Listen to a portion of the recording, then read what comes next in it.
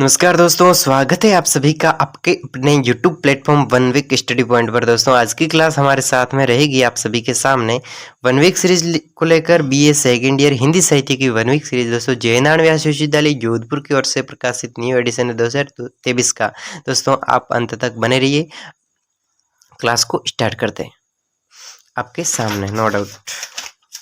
वैसे आज की क्लास में हमने अति इम्पोर्टेंट सवाल था, उन्हीं सवालों पर नज़र डालने की पूरी कोशिश की। दोस्तों अगर आप चैनल पर इस YouTube प्लेटफॉर्म पर पहली बार है और वीडियो को वॉच कर रहे हैं तो दोस्तों चैनल को सब्सक्राइब जरूर कर लीजिएगा अगर आप पहली बार है।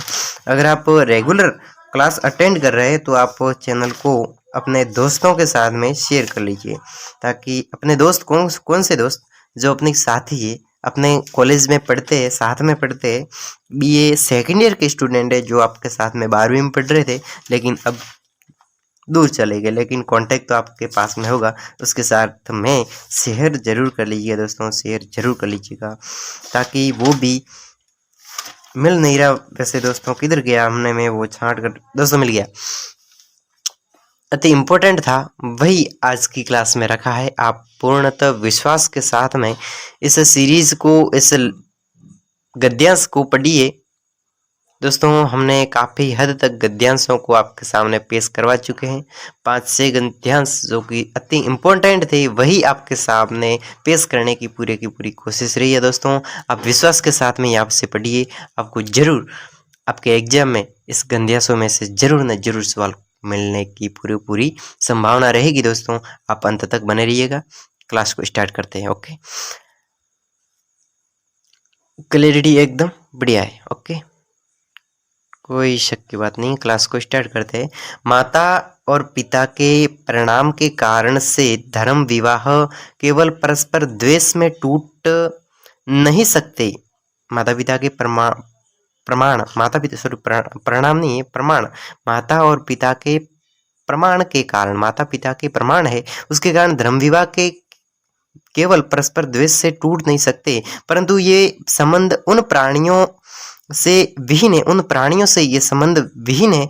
और भी रामगुप्त को देखकर यह रामगुप्त मृत और प्रव्रजित नहीं तो नहीं, पर गौरव से नष्ट, आचरण पतित और कर्मों से राजकुलिसी क्लिव, ऐसी अवस्था में रामगुप्त का ध्रुवस्वामी पर कोई अधिकार नहीं है। दोस्तों इसको हम वापस गणेश को देख लेते हैं, क्योंकि दोस्तों अगर हमें एग्जाम में सवाल याद नहीं है तो आप आंसर याद होगा तो क्या फायदा। दोस्तों सवाल याद होना चाहिए, यानी कि ये किस गद्यांश की बात हो रही है और किस गद्यांश में कौन सा उत्तर लिखना है। दोस्तों ये इम्पोर्टेंट है समझना कि माता और पिता के प्रमाण के कारण धर्म विवाह केवल परस्पर द्वेष से टूट नहीं सकते, परंतु यह संबंध उन प्रमाणों से विहीन है। ये संबंध है, माता पिता वाले संबंध, प्रमाणों के संबंध है, वो उन प्रमाणों से विहीन है, वो इसमें नहीं है।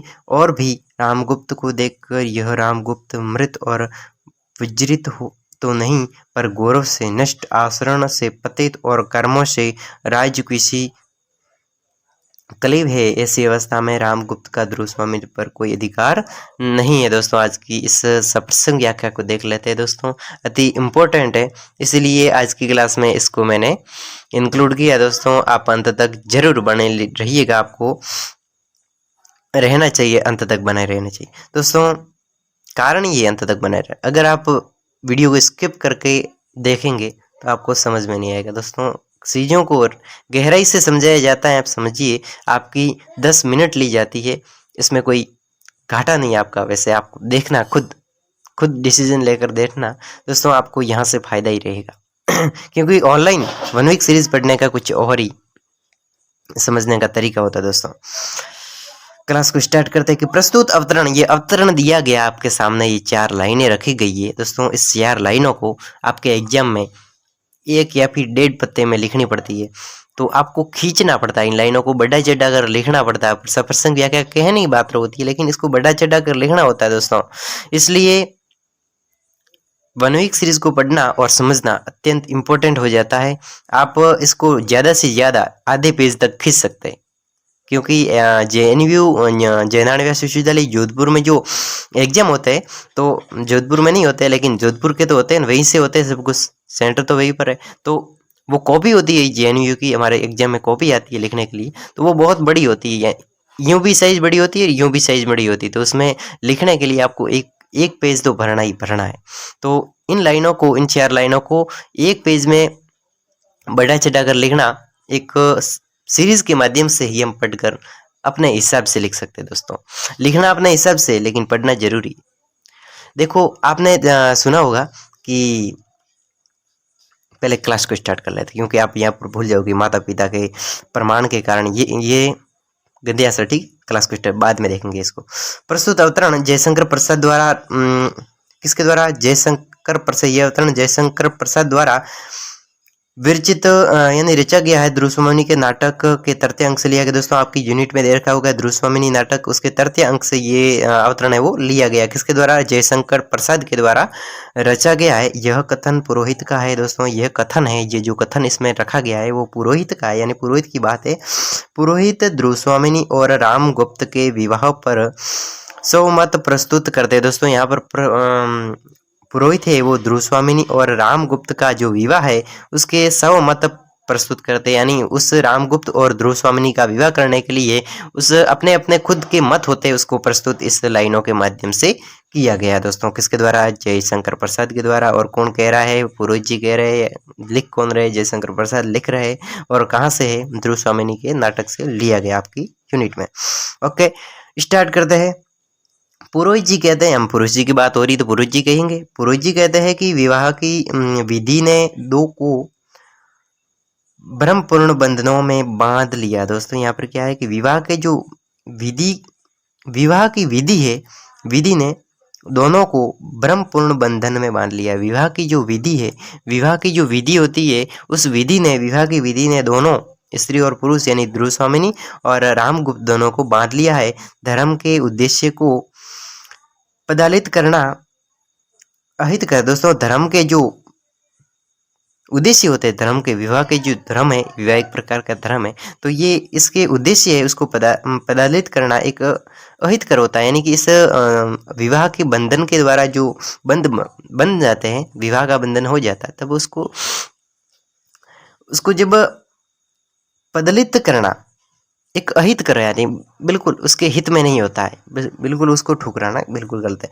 माता पिता के प्रमाण के आधार पर होने वाले धर्म विवाह आपसी द्वेष से तोड़े नहीं जाते, किंतु यह संबंध माता पिता के प्रमाणों के अभाव में संपन्न हुआ है, अतः यह विवाह धर्म के श्रेणी में नहीं आता। दोस्तों यहाँ पर क्या हुआ है कि माता पिता के जो प्रमाण है उसके अभाव में, माता पिता के प्रमाण के अभाव, माता पिता के अनुपस्थिति, यानी कि उसके प्रमाणों के अभाव में, उसके बिना यह विवाह ध्रुवस्वामिनी और रामगुप्त का जो विवाह हुआ है वो माता पिता के प्रमाणों के बिना हुआ, यानी कि अपने हित के लिए किसी के बारे में जान पहचान नहीं है, लेकिन माता पिता की अनुपस्थिति कह सकते हैं आप, तो उसके प्रमाणों के अभाव थे, उसके अभाव में यह विवाह हुआ है, इसलिए ये अहितकर है और यह विवाह की श्रेणी में नहीं आता है दोस्तों, क्योंकि ये माता पिता की प्रमाणों के बिना हुआ है। वैसे मृत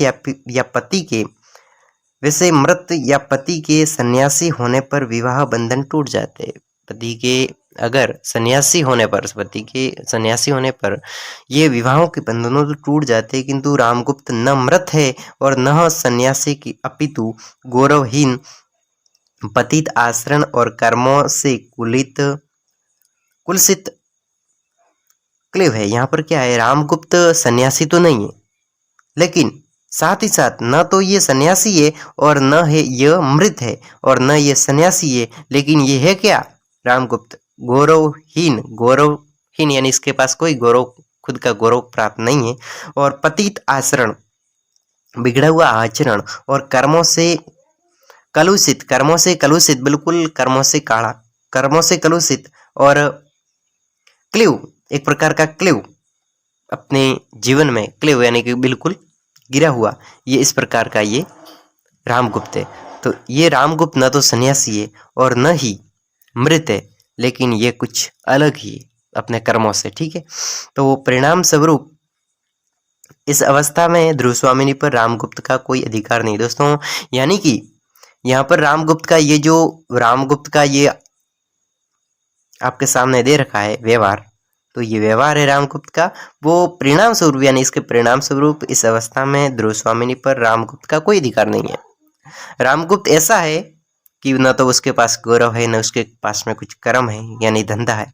तो हम कह सकते हैं यानी कि यहाँ पर कहा गया है कि ध्रुवस्वामिनी के ऊपर रामगुप्त का कोई अधिकार नहीं है, और क्योंकि वो ऐसे कर्म कर रहा है तो उसके ऊपर अधिकार यानी कि उसके गुलाम में कौन रहेगा, उसके अधीन कौन रहेगा, उसके विचारों का मेल कैसे खाएगा, ऐसी बात है। तो ध्रुवस्वामिनी इस आधार पर विवाह बंधन से मुक्त है दोस्तों। इस आधार पर यानी कि ये आधार दिया हुआ है कि ये गौरवहीन है, कर्मों से काढ़ा, ठीक है। तो यानी कह सकते हैं कि ये इसके आधार पर, इस बात के आधार पर ये ध्रुवस्वामिनी विवाह के बंधन से मुक्त है। यानी कि न तो ये मेरा पति है, न मैं इसकी पत्नी हूँ। यानी कि अगर होते तो ये कर्मों से काढ़ा न होता, तो ठीक है, ऐसी बात है। तो इसमें हमने ये व्याख्या पढ़ी, आपको समझ में आ गई होंगी। एक बार पुनः आपके सामने रिवाइज कर ली जाएगी। यहाँ पर कहा गया है कि माता पिता के प्रमाण के कारण, दोस्तों माता पिता का प्रमाण है, माता पिता को अपने बच्चों के बारे में जानकारी जरूर होती है। यानी कि माता पिता के प्रमाणों के साथ में विवाह का संपन्न, ठीक है। यानी कि माता पिता के यहाँ पर लिखा हुआ है, देखो, प्रमाणों के अभाव, यानी कि माता पिता को जानकारी भी नहीं है और विवाह हो रहा है, तो ये माता पिता के प्रमाणों के अभाव में विवाह हुआ है, इसलिए उसे विवाह नहीं कर सकते। तो यहाँ पर यही बात हुई है दोस्तों।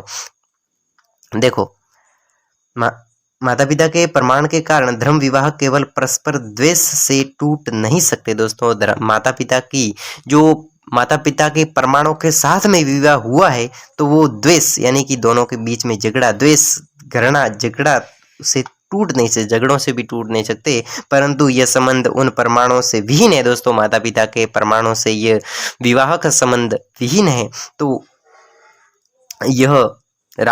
ये वो है विवाह है, टूट जाता है दोस्तों, टिक नहीं सकता है। लेकिन यहाँ पर ध्रुवस्वामिनी और रामगुप्त का विवाह हुआ है, वो उसमें रामगुप्त है, वो ध्रुवस्वामिनी का पति नहीं कहा जा सकता। उसका कारण क्या है कि रामगुप्त न तो सन्यासी है और न ही मृत है, न तो मरे जैसा है रामगुप्त, न तो कुछ कार्य करता है, न तो मरा हुआ है और न सन्यासी है, ऐसा है। यानी कि उसके साथ में घर परिवार है और लेकिन वो काम नहीं करता। हम उसको कह सकते हैं न तो वो मृत है, न तो वो मरा हुआ है, न ही सन्यासी है, साथ ही साथ में वो क्या है,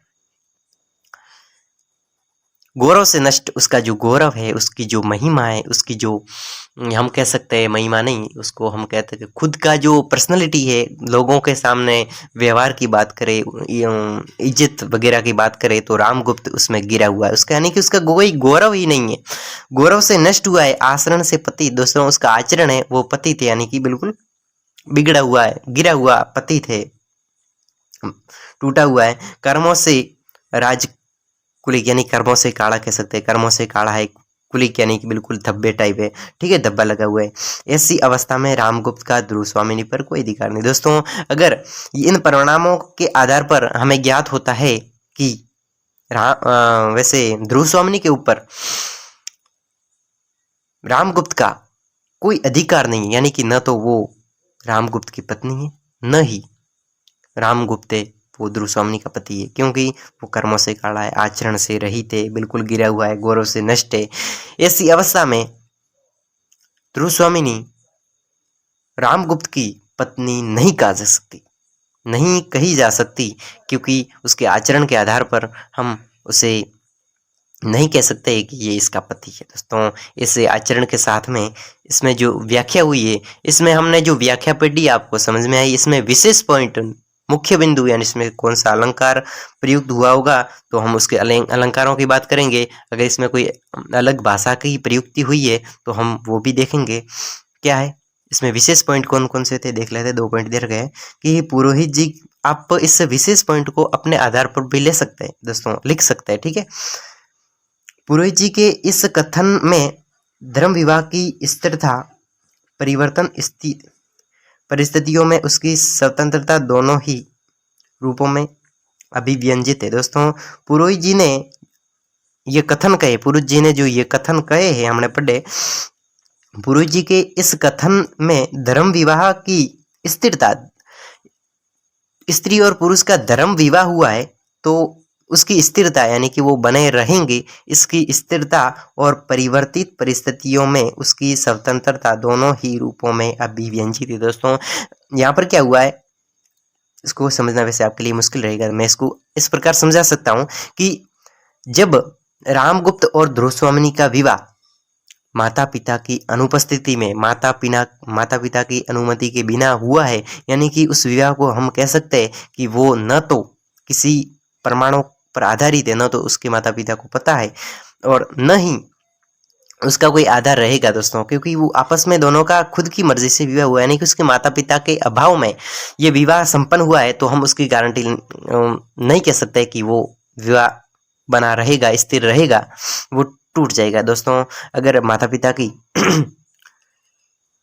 प्रमाणों के साथ में विवाह संपन्न हुआ है तो वो अधिक हम कह सकते हैं स्थिरता के साथ में रह सकता है दोस्तों, क्योंकि माता पिता की प्रमाणों के साथ में हुआ विवाह अत्यंत गहराई के साथ में हम कह सकते हैं टिक सकता है और उसकी स्थिरता भी अधिक होती है और परिवर्तित परिस्थितियों में उसकी स्वतंत्रता, जब उसका परिवर्तन यानी उसका व्यवहार परिवर्तन हो जाता है, गौरव नष्ट हो जाता है, तो यानी स्थितियां परिवर्तित हो जाती है, परिवर्तित परिस्थितियां में उसकी स्वतंत्रता दोनों रूपों को इसमें अभिनजित, एक तो माता पिता की अनुमति के साथ में विवाह हुआ है और बाद में माता पिता की अनुपस्थिति के साथ में, दोनों के परिणाम को इसी कथनों के साथ में देखा गया, यानी कि मेन पॉइंट ये लिख दिया इसने, ठीक है।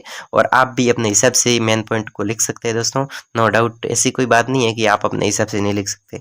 भाषा दोस्तों अभी मैंने कहा इसमें भाषा कौन सा, अगर इसमें अलंकारों का प्रयोग हुआ होता, आपने क्लास 12-11 में पढ़ा होगा कि इसमें अलंकारों का कौन सा प्रयोग हुआ है, आपको ऐसी लाइन नजर आ गई कि इसमें ये अलंकार प्रयोग हुआ है, तो आप अलंकारों के बारे में लिख दीजिए। इसमें अलंकार कोई प्रयोग नहीं हुआ है, इसलिए विशेष में अलंकारों के बारे में नहीं लिखा गया।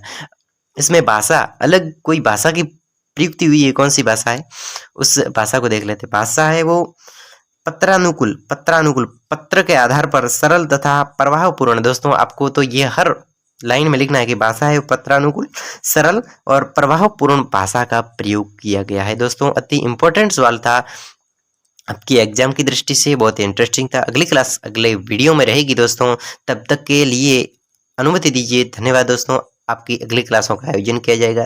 धन्यवाद, बाय बाय।